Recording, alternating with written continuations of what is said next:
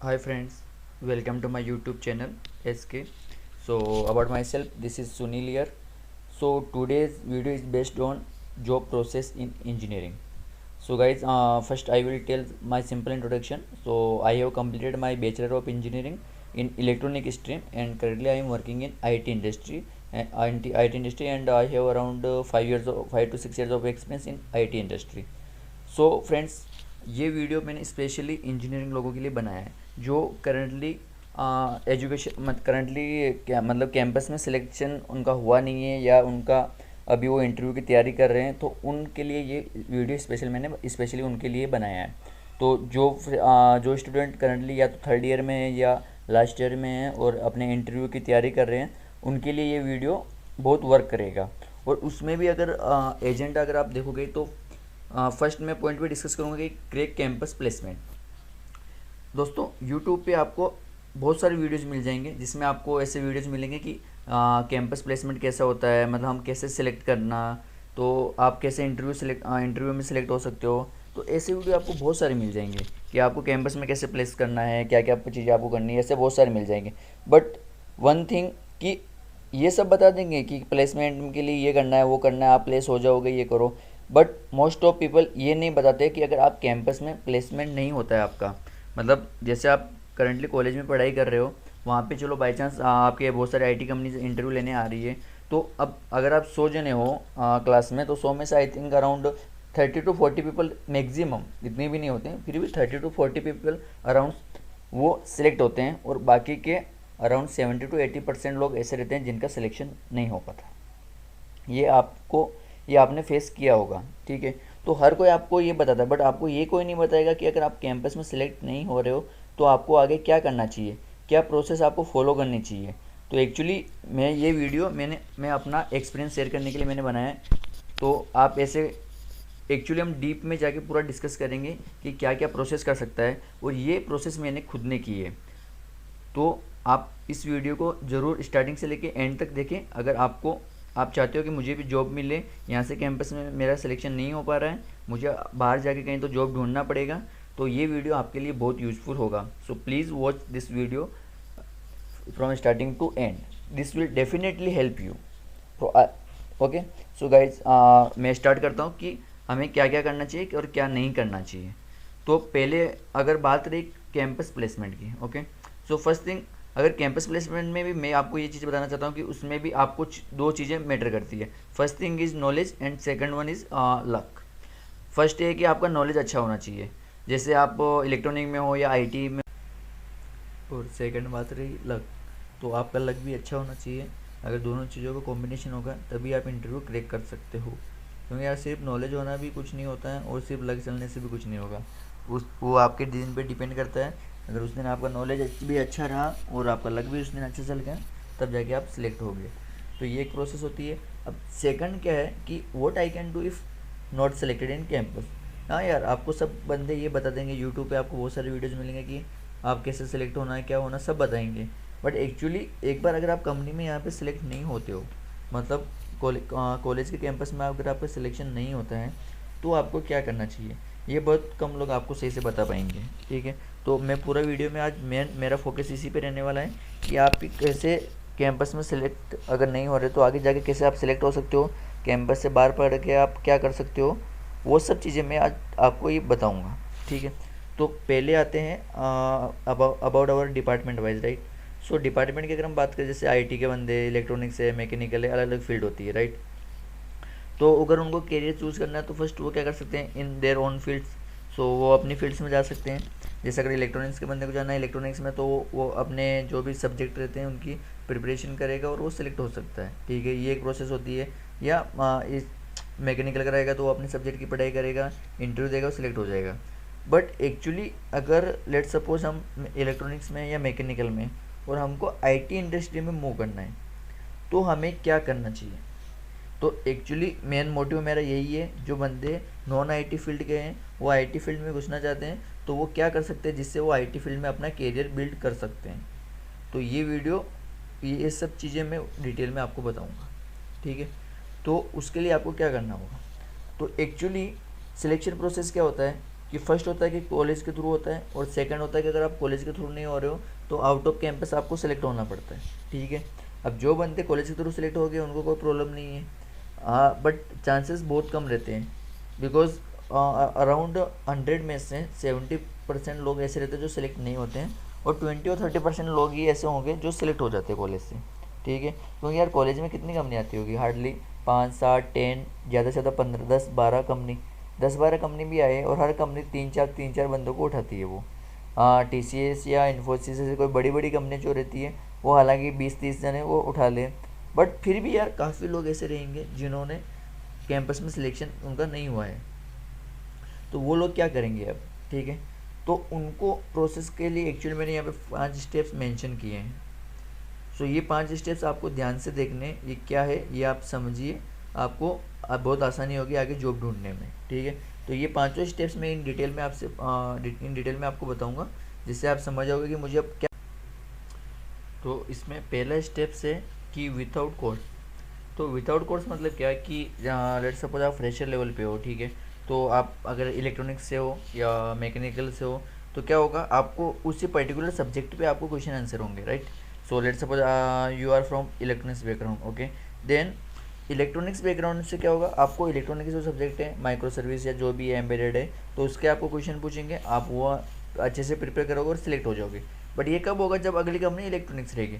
But यार आपका motive क्या है कि मेरे को टारगेट ये है कि मेरे को IT कंपनी में जॉब करना है, ठीक है। तो यार अगर आपको IT कंपनी में जॉब करना है तो डेफिनेटली आपको IT का कुछ आना चाहिए, क्योंकि उस कंपनी में जॉब करना है तो उसका काम तो आपको आना चाहिए, राइट। तो इसलिए अगर आपको IT कंपनी में जॉब देना है तो ये वाला ऑप्शन आपको नहीं चलेगा, क्योंकि यार विदाउट कोर्स आप कुछ नहीं कर सकते। आप खुद से तो थोड़ा बहुत पढ़ोगे बट उससे इतना कुछ फ़र्क नहीं पड़ेगा। हाँ, अगर आप IT के पीपल हो या CS के बंदे हो तो क्या होगा, आपने ये सब चीज़ें स्टार्टिंग में सीखी है कॉलेज में तो आपको ये आ जाएगी, तो आपको ज़्यादा प्रॉब्लम नहीं करेगा। बट अगर आप नॉन IT से हो तो ये आपको बहुत प्रॉब्लम करेगा, क्योंकि आपका सिलेक्शन होना इतना आसान नहीं होगा, ठीक है। तो अभी क्या होता है, सेकंड ऑप्शन इसके लिए क्या है, कोर्स फ्रॉम एकेडमी।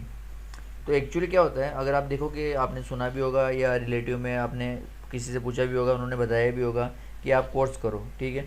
मतलब आपके पास जो भी आपका बेस्ट लोकेशन है उसके पास में, जैसे एग्जांपल पुणे है, मुंबई है या बेंगलोर, जो भी लोकेशन है वहाँ आप जाओगे और कोर्स करोगे, ठीक है।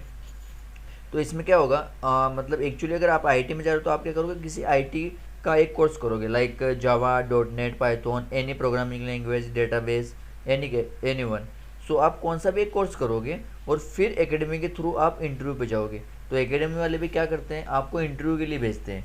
मतलब क्या होगा, उनका एक अलग से प्रोसेस होता है। अगर आप देखोगे, एक तो वॉक इन इंटरव्यू होता है, इसमें हज़ारों 1000-2000 स्टूडेंट्स आते होंगे अराउंड, तो वो भी एक होता है। तो एक्चुअली डिफरेंट होता है, वॉक इन हमेशा बाद में लेते हैं। जैसे एक कंपनी में रिक्वायरमेंट है अगर 200 बंदों की, ठीक है, राइट। अगर 200% की अगर वहाँ पे रिक्वायरमेंट है तो वो क्या करेंगे, पहले एकेडमी के थ्रू उनका इंटरव्यू लेंगे, क्योंकि उनको भी पता है कि यार ये बंदा अगर एकेडमी में सीख रहा है तो इसने बहुत सारी चीज़ें सीखी होगी, इसको टेक्निकली अच्छा आता होगा, तो वो उनको प्रिफेयर करेंगे।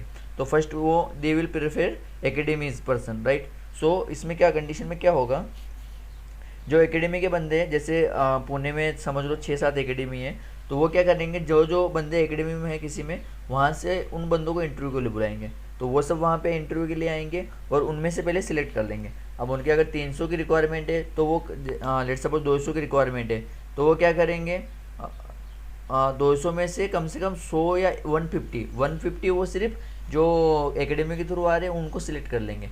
फिर लास्ट में कितने बचते हैं, 50 जने। अब उनकी रिक्वायरमेंट ओनली 50, मतलब 200 जनों की है, तो फिर 50 जने, अब 1000 में से 50 जने सिलेक्ट होंगे, तो यार कितने कम चांसेस होंगे कि आप सिलेक्ट हो पाओगे, ठीक है।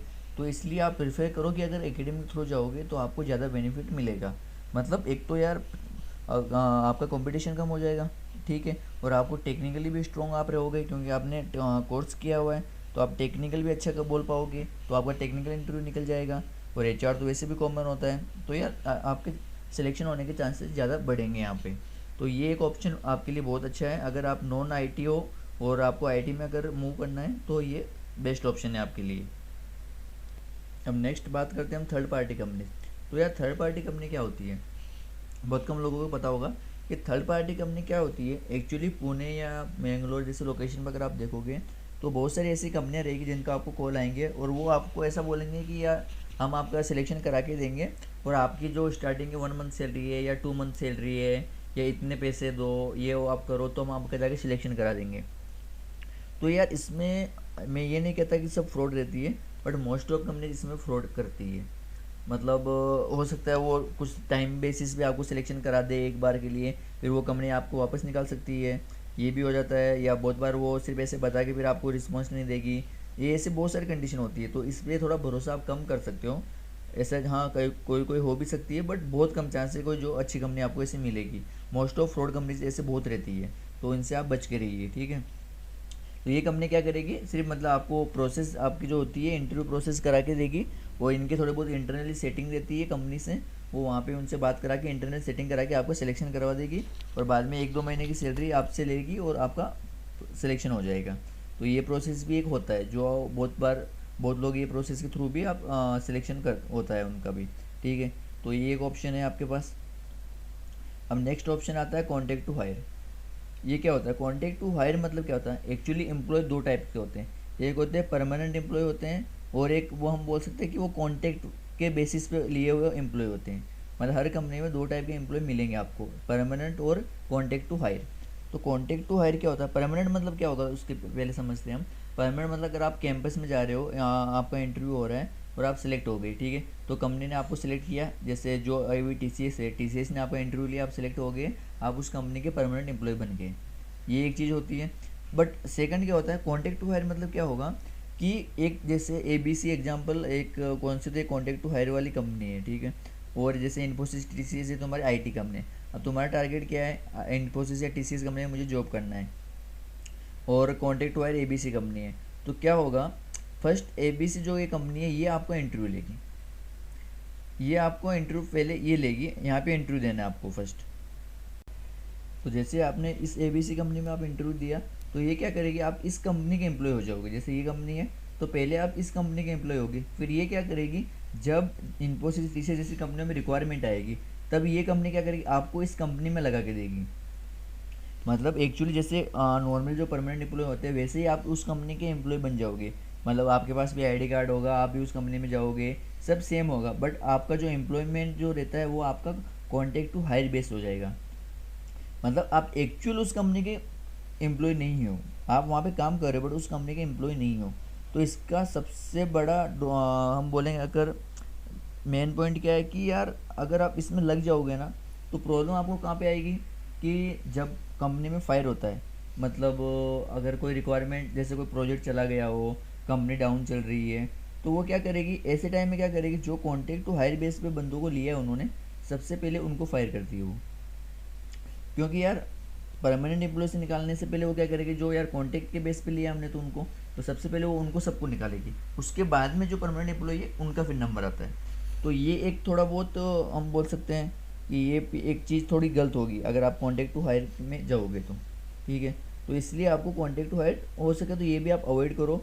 और इसमें कैसे शॉर्ट टाइम पीरियड के लिए अगर आप कंपनी में जॉब करना चाहते हो, ठीक है, एक्चुअली इसमें एक बेनिफिट भी रहता है। मतलब एक तो पहली बात ये है कि कॉन्टेक्ट टू हायर वाली कंपनी थोड़े पैकेज तुम्हें अच्छा देगी, ये थोड़ा बहुत पैकेज भी अच्छा देती है। और इनका ऐसा नहीं कि जैसे चलो TCS में अभी तुमको निकाल दिया तो अब क्या करोगे, तो ये ऐसा नहीं रहता। इनके पास और भी बहुत सारे ऑप्शन रहते हैं। अभी इस कंपनी के पास इन्फोसिस भी है, TCS भी रहेगी, तो चलो TCS से आपको निकाल दिया, सेकंड टाइम उनको लग रहा है कि आज इन्फोसिस में रिक्वायरमेंट है, तो आपको क्या करेंगे, वहाँ से वो इस कंपनी में डाल देंगे। तो ये प्रोसेस वो कंटिन्यू करेंगे, एक कंपनी से निकाल के दूसरे में, दूसरे से निकाल के तीसरे में। इसका फ़ायदा भी है बट नुकसान ज़्यादा है, ठीक है। तो एडवांटेजेस बहुत कम है इसके। तो अगर आपको, और एक चीज़ है, अगर आप शॉर्ट टाइम बेसिस पे जॉब कर रहे हो कि ठीक है यार मुझे 2-3 साल IT में जॉब करना है, इतना ही मेरा टारगेट है, ओके, तो आप कॉन्टेक्ट टू हायर भी जा सकते हो। बट अगर आपको चाहिए कि मेरे को IT में अगर लंबा करियर करना है तो मेरे हिसाब से please avoid contact to hire, ये वाली प्रोसेस प्लीज़ अवॉइड करना।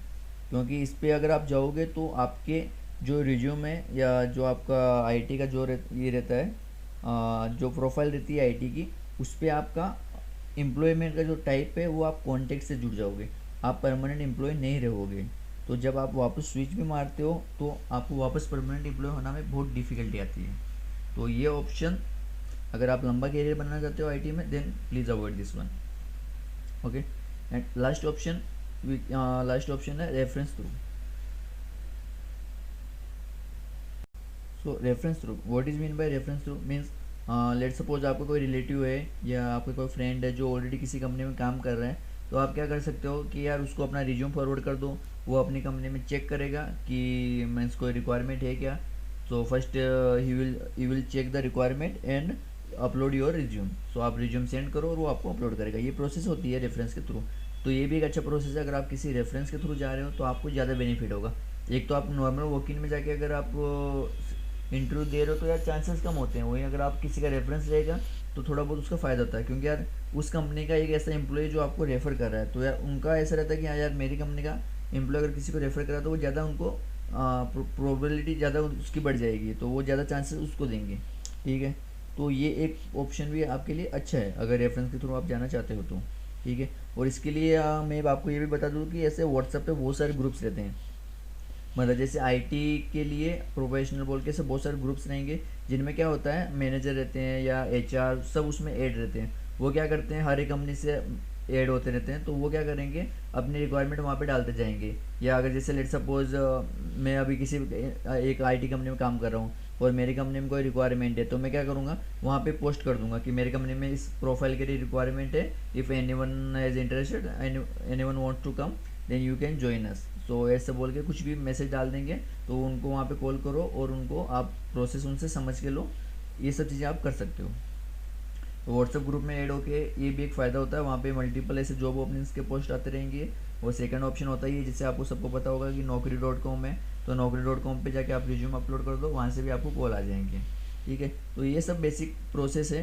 तो इन 5 प्रोसेस में अब आपको डिसाइड करना है कि आप किस प्रोसेस के थ्रू जाना चाहते हैं। ठीक है, अब आपको विदाउट कोर्स करके जाना है तो आपका होने के चांसेस कम हो जाएंगे। अगर कोर्स फ्रॉम एकेडमी से करने हैं तो थोड़े आपके चांसेस बढ़ जाएंगे। तो आपको जाके कौन सा भी एक कोर्स करना है, और ऐसा नहीं है कि आपको कुछ 6 महीने का या 12 महीने का कोर्स करना है, क्योंकि यार ज़्यादा सीख के भी कुछ फ़ायदा नहीं है।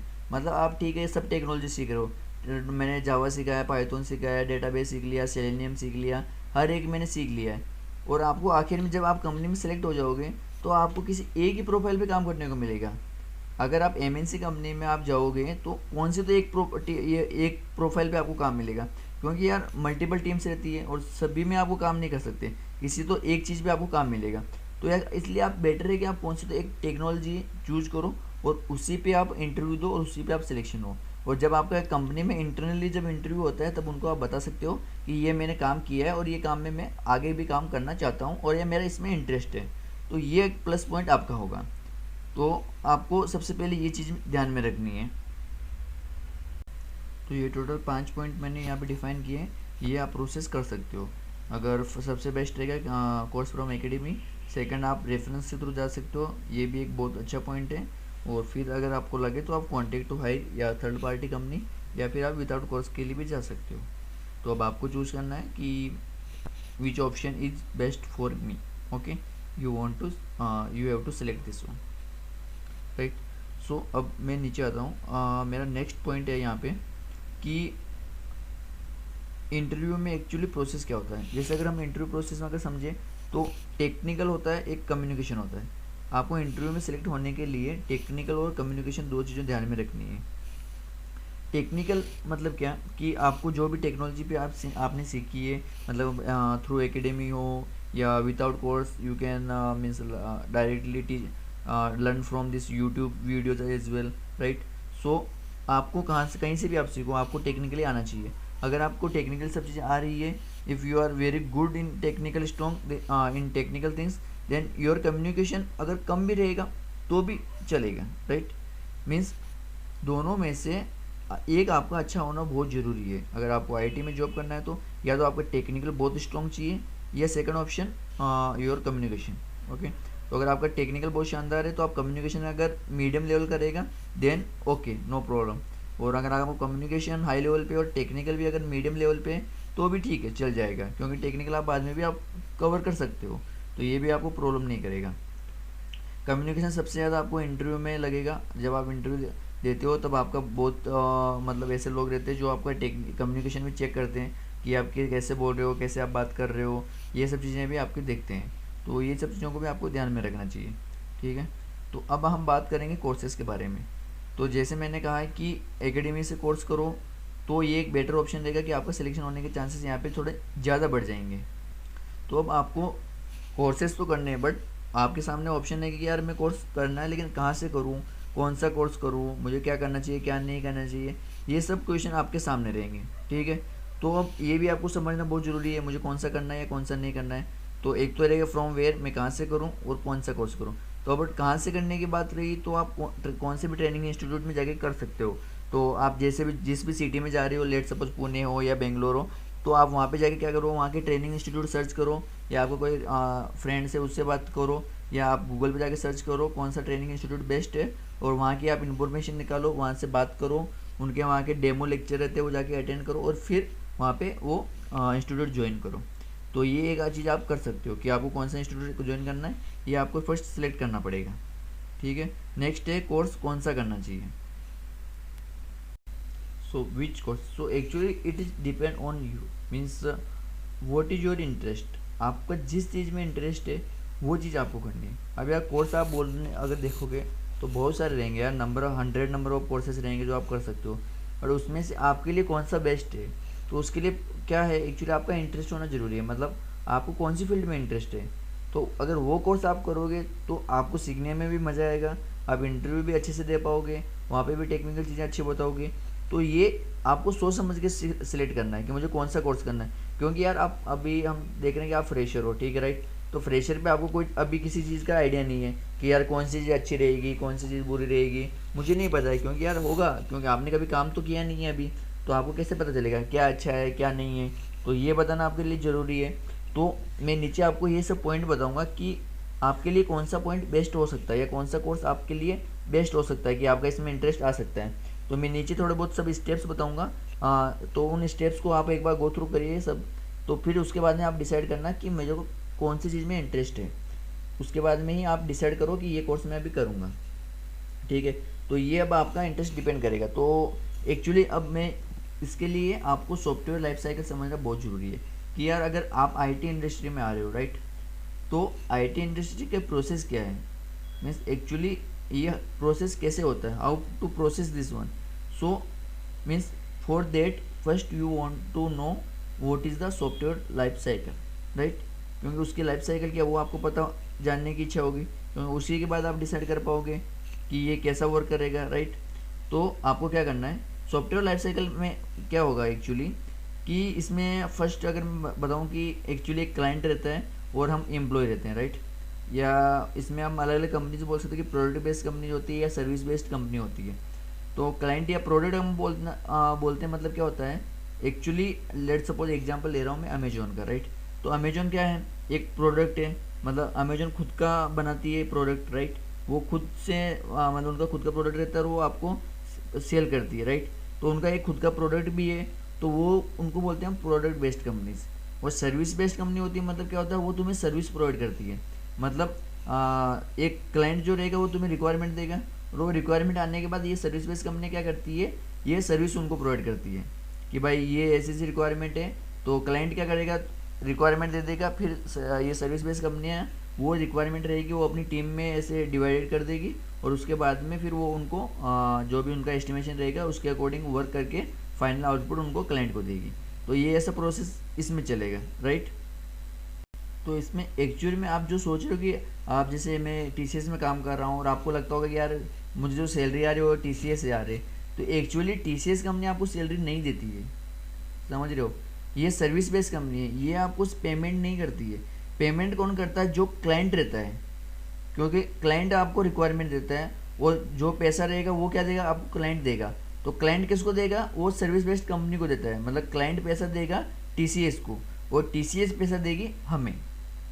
क्योंकि आपको क्या लगता है, जैसे मेरा सैलरी अकाउंट बना है आईसीआईसी का मेरा या एचडीएफसी का मेरा अकाउंट बना दिया, उसमें मेरी सैलरी आ रही है, तो मतलब जैसे टीसीएस के इसमें से आ रही है सैलरी, तो मुझे टीसीएस कंपनी वो सैलरी प्रोवाइड कर रही है। तो एक्चुअली वो टीसीएस नहीं प्रोवाइड करती है। आप जब टीसीएस में सिलेक्ट हो जाओगे उसके अंदर मल्टीपल अकाउंट्स होते हैं, मल्टीपल क्लाइंट के ये होते हैं पार्ट्स होते हैं, जैसे टीसीएस के अंदर आईआरसीटीसी है, या उसके अंदर अमेजोन भी रहेगा, या कोई बैंक के प्रोजेक्ट है, ऐसे उसमें 100 200 300 बहुत सारे प्रोजेक्ट्स रहेंगे राइट। तो वो प्रोजेक्ट में आप काम करोगे। जैसे आप काम कर रहे हो अभी, हाँ एक मैं एग्जांपल ले रहा हूँ, जैसे वेस्ट पैक बोल के, वेस्ट पैक एक ऑस्ट्रेलियन बैंक है एग्जांपल, ठीक है। तो अभी मैं क्या कर रहा हूँ, जैसे मैं टीसीएस में सिलेक्ट हूँ, राइट, और उसमें वेस्ट पैक एक अकाउंट है, उसके अंडर में काम कर रहा हूँ, उस प्रोजेक्ट पे मैं काम कर रहा हूँ, ठीक है। तो वेस्ट पैक मतलब क्या है, एक ऑस्ट्रेलियन बैंक है, वहाँ का एक क्लाइंट रहेगा, तो उसका क्लाइंट, मेरा क्लाइंट कौन हो गया, वेस्ट पैक मेरा क्लाइंट हो गया, और मैं काम कर रहा हूँ टीसीएस में, राइट। तो एक्चुअली जो सैलरी आती है या जो पैसा आता है वो मुझे कौन देता है, वेस्ट पैक मतलब क्लाइंट, वो मुझे पैसा देता है। तो एक्चुअली सर्विस बेस्ड कंपनी आपको पैसा नहीं देती है, ये आपको स्टार्टिंग में जब तक आप बेंच पे हो, मतलब जब तक आप किसी प्रोजेक्ट में टेक नहीं हो रहे हो, जब तक आप बेंच पे बैठे हो, तब तक आपको पैसा देती है। जब आपको काम पे लग जाओगे जिस प्रोजेक्ट में, तो उस प्रोजेक्ट का जो मालिक रहेगा या जो भी ओनर रहेगा वो आपको पैसा देगा। तो इसलिए ज़्यादा कंपनियां बहुत सारे आप देखोगे लोग बेंच पे रहते हैं, मतलब 1 2 महीने 6 महीने, तो जब तक वो बेंच पे रहेंगे उनको, जैसे टीसीएस है तो वो टीसीएस को पे करना पड़ेगा, तो वो अमाउंट उनको पे करना पड़ता है। इसलिए ज़्यादा कंपनियां बेंच पे नहीं रखती है, क्योंकि इसमें उनको कुछ फ़ायदा नहीं होता है। उनका फ़ायदा तभी होगा जब आप किसी क्लाइंट के लिए काम करोगे और वो क्लाइंट आपको पैसा देगा, ठीक है। तो एक्चुअली ये ऐसा प्रोसेस इसमें होता है। तो अभी मेन हमें डिस्कस करना है सॉफ्टवेयर लाइफ साइकिल। तो सॉफ्टवेयर लाइफ साइकिल में क्या होता है, जैसे एक प्रोजेक्ट है, एक सिंपल सा एग्जांपल मैं बताता हूँ। जैसे चलो आपको घर बनाना है, ठीक है।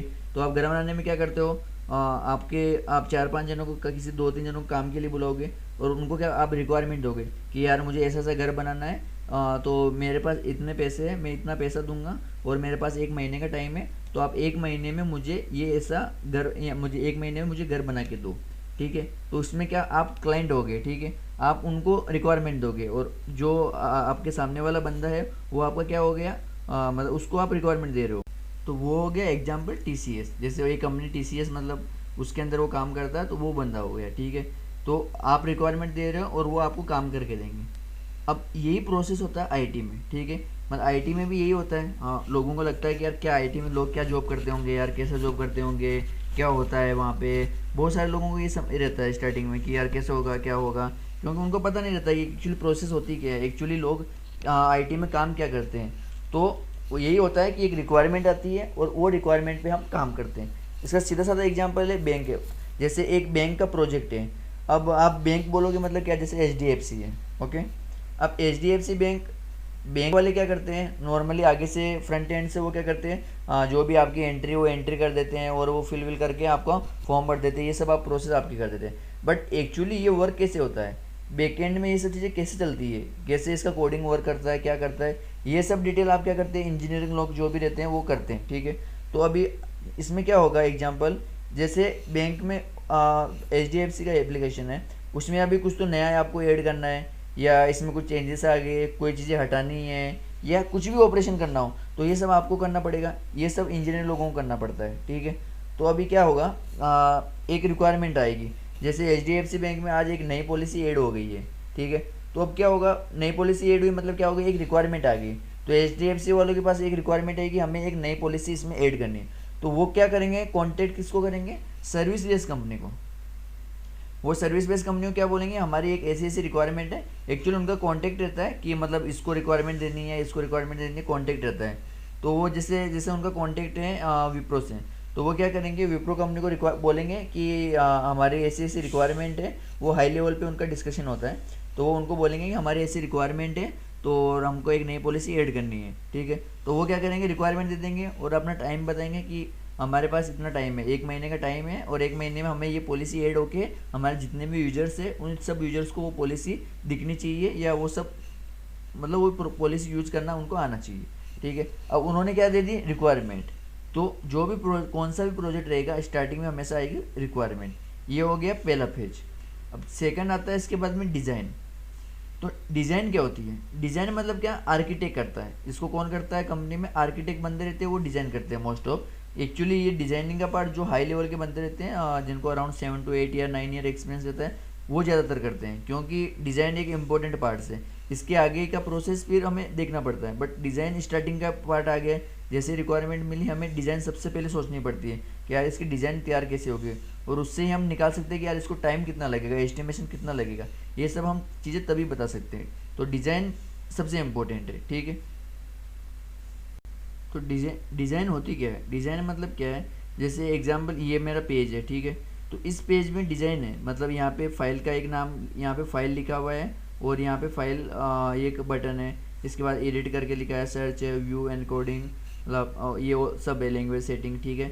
यहाँ पे भी नीचे सिंबल है, यहाँ पे साइड में इसका जो कॉलम्स की डिटेल, नंबर ऑफ रोज वो दिख रहे हैं मुझे, नीचे यहाँ पे टूल बार। तो ये जितने भी सब है ये क्या है, एक्चुअली डिज़ाइन है कि भाई मेरे को यहाँ पे ये होना चाहिए, यहाँ पे ऐसा दिखना चाहिए, वहाँ पे ऐसा दिखना चाहिए। जैसे मतलब जब आप घर बनाने जाते हो तो आप क्या बोलते हो कि यार घर में मुझे इस कमरे में ऐसा होना चाहिए, यहाँ पे मेरा बेड होना चाहिए, यहाँ पे ये होना चाहिए, बाथरूम होना चाहिए। तो ये सब हम क्या बोलते हैं कि डिज़ाइन होती है, राइट। तो सिमिलर वे में आईटी में भी सेम वही होता है, कोई भी प्रोजेक्ट आया तो उसकी हमें डिज़ाइन तैयार करनी पड़ेगी, क्योंकि डिज़ाइन के बाद ही आप सोच सकते हो कि कैसा वो प्रोजेक्ट होगा या क्या होगा। तो design is also very important. तो ये एक्चुअली एक तो हाई लेवल पे होती है और सेकंड आता है कि मतलब जो डेवलपर है वो भी डिज़ाइन करते हैं। तो डिज़ाइन मतलब उसके लिए आपको कौन कौन सी लैंग्वेज रहती है, एग्जांपल HTML है, ASP.NET है, बूटस्ट्रैप है। तो ये ऐसे बहुत सारे लैंग्वेज के आपको ये मिल सॉरी डिज़ाइन के आपको टाइप्स मिल जाएंगे कि ये सब यूज करके आप डिज़ाइन बना सकते हो। तो इसमें आगे अगर आप देखोगे तो बहुत सारी चीज़ें मिलेगी आपको डिज़ाइन में। तो क्योंकि डिज़ाइन का पार्ट भी बहुत बड़ा पार्ट होता है यार, डिज़ाइन भी करना कोई आसान बात नहीं है, ये भी बहुत एक हाई लेवल पे होता है। तो मोस्ट ऑफ जो एक्सपीरियंस बंदे हैं वही ज़्यादा डिज़ाइन पे जाते हैं, ठीक है। तो ये हो गई डिज़ाइन का पार्ट। अब तीसरा पार्ट आता है कोडिंग। तो कोडिंग होता है जो डेवलपर करते हैं most of thing, right. Developer coding करेंगे। तो कोडिंग क्या होती है, कोडिंग मतलब क्या, अब आपने जैसे ये एक डिज़ाइन है, यहाँ पे सेटिंग करके एक बटन बना दिया, ठीक है। अब बटन तो आपने बना दिया, बट ये वर्क कैसे होगा, इसमें मैं क्लिक करूँगा तो मुझे क्या आना चाहिए, यहाँ पे वापस मैं अगर इंपोर्ट करूँगा तो क्या इंपोर्ट होना चाहिए, ये सब चीज़ें वर्क मतलब काम तो करेगी, बट ये कैसे काम कर रही है, ये अगर सिर्फ हम डिज़ाइन बना देंगे तो काम करेगी नहीं, राइट। तो इसके लिए क्या होता है, हमें इसके पीछे कोड लिखना पड़ता है। जो वो कोड क्या करेगा, ये सब प्रोसेस करेगा कि भाई यहाँ पे अगर हुआ तो ऐसा होगा, ये ऐसा किया तो मैंने वैसा होना चाहिए, जो भी आप एक्शन ले रहे हो वो एक्शन परफॉर्म होना चाहिए। तो उसके लिए हमें क्या करनी पड़ती है, उसकी कोडिंग लिखनी पड़ती है। तो हर एक चीज़ के पीछे कोडिंग होती ही है, ठीक है। तो इसके पीछे कोडिंग रहेगी तभी ये ऐसा वर्क कर रहा है, ठीक है। तो ये होती है कोडिंग पार्ट। तो कोडिंग में अब आता है कि सी लैंग्वेज हो, .NET, जावा, पाइथन, रूबी, ऐसे बहुत आ रही बहुत सारी लैंग्वेजेस हैं जो आपको सीखनी पड़ेगी। तो अगर आपको लग रहा है कि मेरा कोडिंग अच्छा हो सकता है तो आप ये लैंग्वेज आपको लर्न करनी पड़ेगी, ठीक है। तो ये होता है कोडिंग पार्ट। अब नेक्स्ट वन है टेस्टिंग, ठीक है। टेस्टिंग में क्या होता है, टेस्टिंग कौन करता है, टेस्टर, राइट। तो तो टेस्टिंग मतलब क्या हुआ कि जैसे आपने उसकी कोडिंग डिज़ाइन कर दिया, इसका कोडिंग भी कर दिया। अब यार एक बार कोडिंग हो गया तो टेस्टिंग भी तो होनी चाहिए कि यार ये कोड वर्क कर रहा है कि नहीं, ठीक है। एक बार मैंने कोड लिख दिया कि भाई अगर इसमें मैं क्लिक करूँगा तो ये जाना चाहिए, इसके बाद ये होना चाहिए, ये सब प्रोसेस होना चाहिए, ठीक है। ये मैंने कोडिंग से कर तो दिया, बट ये चल रहा है क्या सही से। अब हर एक चीज़ मुझे टेस्ट तो करनी पड़ेगी। जो डेवलपर रहेगा वो तो इतना टेस्ट करेगा नहीं, वो सिर्फ ऊपर ऊपर से देख लेगा, हाँ यार ये ऐसा हो रहा है, एक दो चीज़ें देख। अब यहाँ पे जैसे लेट सपोज यहाँ पे 10-12 टोटल ये फील्ड्स है, तो वो क्या करेगा, एक दो फील्ड्स ऊपर ऊपर से चेक कर लेगा, हाँ ये दिख रही है, यहाँ दिख रही है, बस इतना डेवलपर क्या करेगा, यूनिट टेस्टिंग करेगा ऊपर ऊपर से। बट एक्चुअली हमें क्या करना पड़ेगा, पूरा टेस्ट तो करना पड़ेगा, क्योंकि यार हम इसको प्रोडक्शन पे भेज रहे हैं, मतलब ये प्रोजेक्ट हमारा लाइव जाएगा आगे, इसको सब यूज़र यूज करने वाले हैं, तो फिर ये वर्क भी तो होना चाहिए वैसा। इसलिए हम इसकी टेस्टिंग करेंगे। वो क्या होगी, हर एक फंक्शनलिटी हम चेक करेंगे सब सही से वर्क कर रही है नहीं, ठीक है। तो ये होती है टेस्टिंग, ये करता है टेस्टर। और उसके बाद आता है सपोर्ट। सपोर्ट मतलब क्या होता है, जो सपोर्टर रहते हैं वो सपोर्ट करते हैं। मतलब क्या होता है, जैसे एक बार तुम्हारा प्रोजेक्ट चला गया, अभी जैसे एग्जाम्पल मैंने लिया था कि HDFC में एक पॉलिसी उनको ऐड करनी है, वैसी रिक्वायरमेंट आई, हमने उसके क्या की, जो रिक्वायरमेंट आने के बाद डिज़ाइन तैयार कर ली कि ऐसे ऐसे ये चेंज होगा, उसके बाद में उसके अकॉर्डिंग हमने कोडिंग कर ली। देन नेक्स्ट स्टेप टेस्टिंग, तो हमने टेस्टिंग परफॉर्म कर ली उस पर। ये इतने ऑप्शन हो गए, ठीक है। एक बार इतने सब होने के बाद हम क्या करते हैं, उसको प्रोडक्शन पे मूव करते हैं।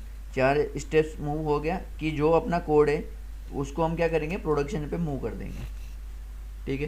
प्रोडक्शन पे मूव मतलब क्या, लाइव। मतलब आप बोल दोगे कि यार हमारा जो आपकी रिक्वायरमेंट थी वो हमने कंप्लीट कर दी है और आप अब इसको यूज कर सकते हो, ठीक है। जब अगर हम ये बोल देंगे तो फिर HDFC वाले क्या करेंगे, वो अपना जो भी एप्लीकेशन रहेगा जो भी रहेगा वो वापस लॉन्च कर देंगे, ठीक है। तो बाद में अब यूज़र है, जैसे आप HDFC का यूज़र हो, तो आप वापस अगर नेक्स्ट टाइम लॉगिन कर रहे हो HDFC बैंक में, तो आप देखोगे कि आपके वहाँ पे एक नई पॉलिसी ऐड हो गई है, पहले आपकी जैसे 2 पॉलिसी दिखा रही थी, अब 3 पॉलिसी हो गई, वहाँ पे एक नई पॉलिसी उन्होंने ऐड कर दी है। तो आप उस पर जाके ऐड पे क्लिक करोगे, तो चलो बाई चांस ऐसा हो गया कि आपने उस पर क्लिक किया और आपको कुछ प्रॉब्लम आ रही है कि आपका वहाँ पे क्लिक नहीं हो रहा है या कुछ तो हो रहा है, मतलब कुछ अलग प्रॉब्लम कर रहा है। अब एक बार वैसे डेवलपर ने कोडिंग लिख दी, टेस्टर ने टेस्टिंग कर ली, सब चला गया, उन्होंने लाइव डाल दिया, सब हो गया, बट फिर भी बाई चांस कभी किसी यूजर को कुछ इश्यू आ रहा है उस पर्टिकुलर रिक्वायरमेंट पे, तो उसको सपोर्ट भी तो कोई करना चाहिए कि अगर बाद में आगे एक बार जाने के बाद में अगर कोई प्रॉब्लम आ जाए तो उसको कौन संभालेगा। तो उसके लिए क्या होता है, सपोर्ट आता है पिक्चर में। तो सपोर्ट के जो लोग रहते हैं वो क्या करते हैं कि भाई अगर कुछ फेल हो रहा है या वो जो भी रिक्वायरमेंट थी वो वापस कुछ तो प्रॉब्लम कर रही है, जो भी हो रहा है उसको वापस हैंडल करने का काम करता है सपोर्ट। तो वो मतलब सपोर्ट नाम में लिखा है कि सपोर्ट करते हैं, कि अगर उसको कुछ वापस यूजर को कुछ इश्यू आ रहा है तो ये सपोर्ट करने का काम सपोर्ट टीम करती है। तो एक पॉइंट आता है इसमें, डेटाबेस बोल के एक रहता है। तो डेटाबेस एक्चुअली हम बोल सकते हैं कोडिंग के, यहाँ पे हम बोल सकते हैं, यहाँ पे एक पॉइंट ऐड कर सकते हैं डेटाबेस बोल के। तो डेटाबेस क्या होता है, जहाँ पे हम अपना डेटा सेव करते हैं। आई थिंक मोस्ट ऑफ लोगों को पता भी होगा ये कि डेटाबेस क्या होता है। तो एक्चुअली मतलब जैसे हमने कोडिंग कर दी या जैसे हमारे पास 10 रिकॉर्ड है, मतलब 10 जनों की एंट्री हमें करनी है, तो हम क्या करेंगे, हमने जैसे आप कोई फॉर्म भर रहे हो, फॉर्म में हमने डिटेल भर दी और उसको सबमिट कर दिया। तो सबमिट करने के बाद एक्चुअली डिटेल कहीं तो जाती होगी, कहीं तो सेव होती है। तो ये एक्चुअली हर एक डेटाबेस में सेव होती है, तो किसी ना किसी डेटाबेस में वो जाके सेव होगी, ठीक है। तो उसके लिए डेटा सेव करने के लिए हम यूज करते हैं यहाँ पे डेटाबेस यूज करते हैं। तो डेटाबेस में फिर जैसे ओरेकल, बिग डेटा, ऐसे बहुत सारे डेटाबेस के टाइप होते हैं, तो आप डेटाबेस सीख सकते हो। तो जो भी अपना डेटा रहेगा वो यहाँ पे सेव होता है। तो और कोडिंग में जैसे हमने देखा C.NET, जावा, पाइथन, ये सब कोडिंग लैंग्वेज है। तो आपको ये प्रोसेस समझी होगी कि सॉफ्टवेयर लाइफ साइकिल कैसे वर्क करता है। इसमें मेन 5 स्टेप्स होते हैं, 5 फेज होते हैं ये सॉफ्टवेयर लाइफ साइकिल के, कि रिक्वायरमेंट है, डिज़ाइन है, नेक्स्ट कोडिंग है, टेस्टिंग है और सपोर्ट है। तो इन 5 चीज़ों के लिए आपको सबसे, अगर आप मेन देखोगे रिक्वायरमेंट तो क्लाइंट के थ्रू होती है, आपको ध्यान देना है इन चीज़ों पे, ठीक है। तो इन चीज़ों में अगर आप डिज़ाइन के लिए जाओगे तो ये HTML ऐसी लैंग्वेजेस रहती है, कोडिंग के लिए जाओगे C, जावा, पाइथन, ये लैंग्वेज है, डेटाबेस में जाओगे तो ओरेकल, बिग डेटा, ऐसे आपके पास सामने ऑप्शन आएंगे। और अगर आप टेस्टिंग के लिए जाओगे तो सेलेनियम, जीरा, ऑटोमेशन टेस्टिंग, ये सब होता है। तो ये चीज़ें, अब इनमें से आपको क्या लगता है कि आपको कौन सी चीज़ में इंटरेस्ट हो सकता है। जैसे एक डिज़ाइन आ गई कि आपको ऐसा लगता है कि मुझे यार डिज़ाइन बनाने का शौक़ है, कि यार ये चीज़ यहाँ पे ऐसी, ये विंडो ऐसा दिखना चाहिए, यहाँ पे ये सिंबल ऐसा आना चाहिए, यहाँ पे ये ऐसा मुझे कैंची का सिंबल चाहिए, तो कट का सिंबल चाहिए। तो ये चीज़ें डिज़ाइन का पार्ट हो गया। अगर आपको लग रहा है मुझे डिज़ाइन का इंटरेस्ट है, तो आप जो भी डिज़ाइन के रिलेटेड जो भी आपके ये है वो कोर्स आप करो, ठीक है।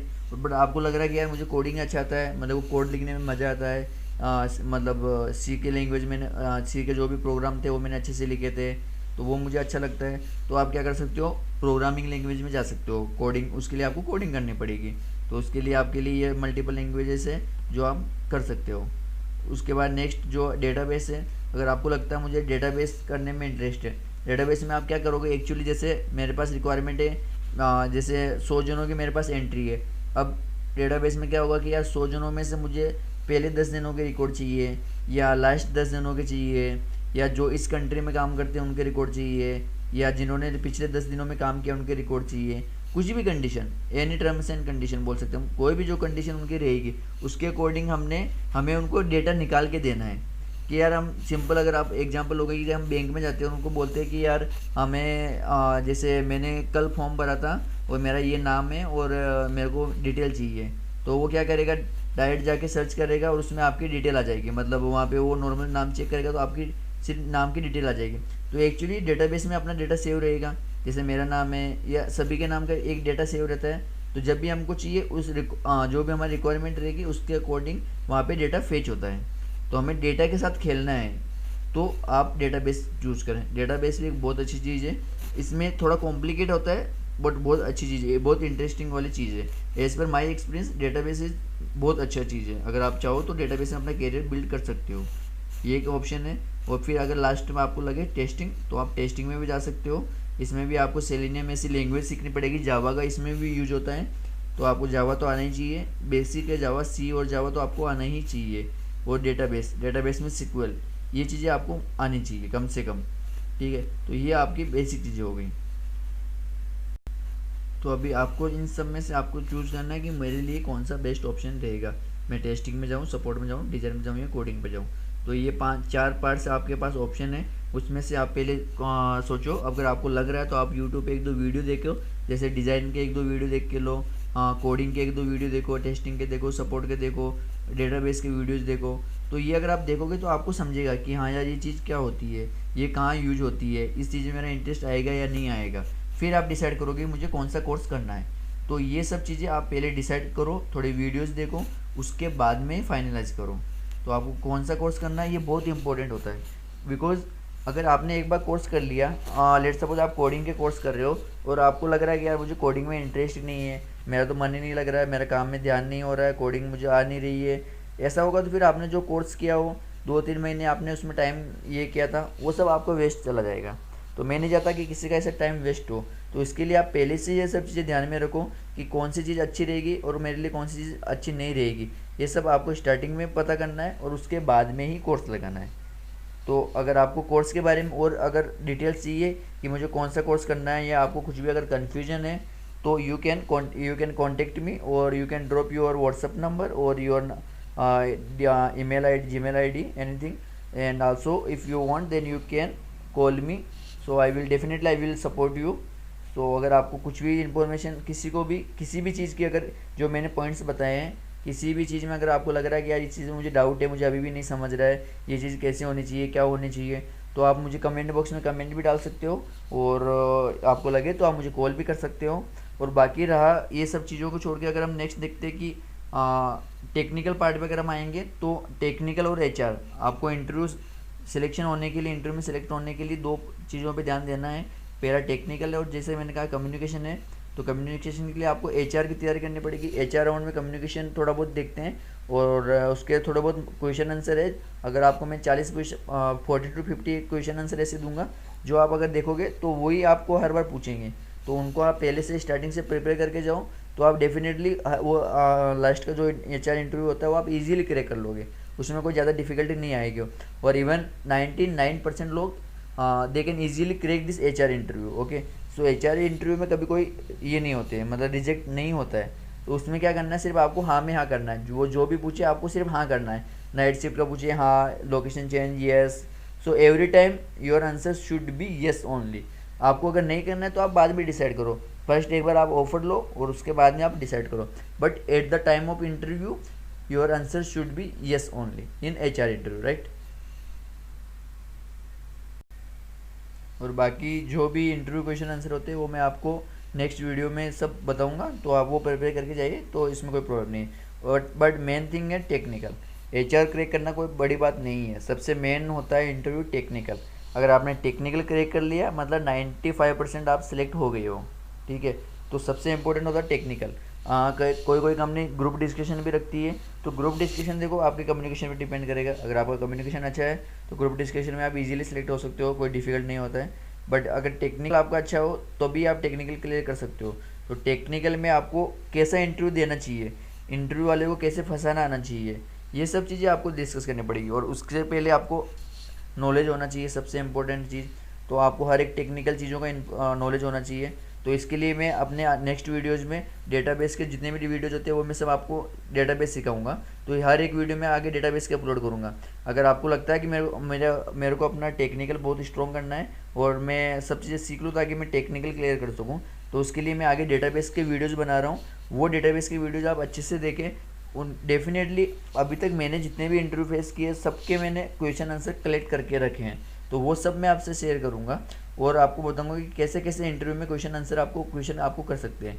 और डेफिनेटली मैं आपको क्वेश्चन आंसर बताऊंगा वो आप अगर कर लोगे ना 95%, 99%, 99 ही चलो, मिनिमम 95% क्वेश्चन के आप आंसर दोगे।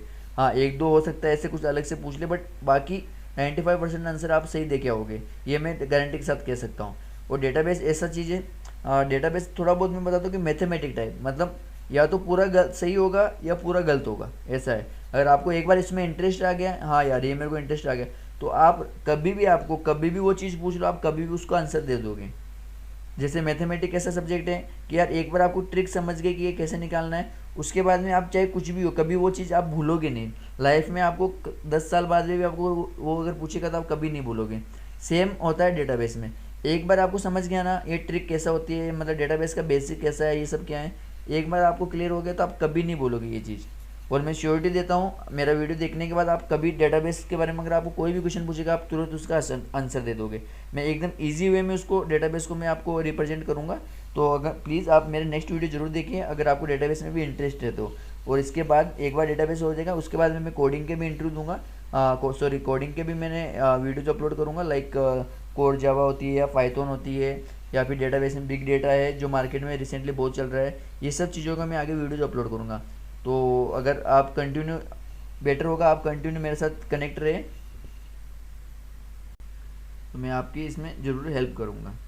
ठीक है दोस्तों, तो आपको अगर कोई भी प्रॉब्लम है, कुछ भी समझ, कोई भी आपको लग रहा है किसी चीज़ में डाउट हो तो प्लीज़ आप मेरे को कमेंट बॉक्स में कमेंट कर सकते हो या मेरे से कांटेक्ट भी कर सकते हो। तो मेरा जस्ट मोटिव यही है कि आपको अगर आपका कैंपस में सिलेक्शन नहीं हो रहा है तो आपको आगे क्या क्या करना चाहिए, क्या क्या नहीं करना चाहिए, ये सब बातें अगर आप स्टार्टिंग में ध्यान में रखोगे तो आपको ईजी होगा। वही आप अगर एक बार वहाँ पे चले जाओगे, मतलब कैंपस के बाहर जाओगे, सब ढूंढने लगोगे, फिर सब चीज़ें देखोगे तो यार बहुत डिफ़िकल्ट होगा आपके लिए। तो बेटर होगा अगर आप सब अभी से ये सब चीज़ें ध्यान में रखोगे और अभी से इसके अकॉर्डिंग अगर आप प्लानिंग करोगे तो आपको इसमें हेल्प होगी, आपका टाइम, बहुत टाइम ज़्यादा बचेगा इसमें। तो आप एक बार सब ये सब चीज़ें गो थ्रू कीजिए, लगा तो मैं आपको ये शेयर भी कर दूंगा। तो ये सब स्टेप्स आप समझिए एक बार कि ये सब क्या क्या प्रोसेस होती है, ये एक बार सब समझो और उसके बाद में आप ट्राई करो। Okay guys, so best of luck and thank you very much. अगर आपको, and please please continue for next video, I will upload more videos on database and other technical, so that you can clear technical as well. Okay, thank you, bye.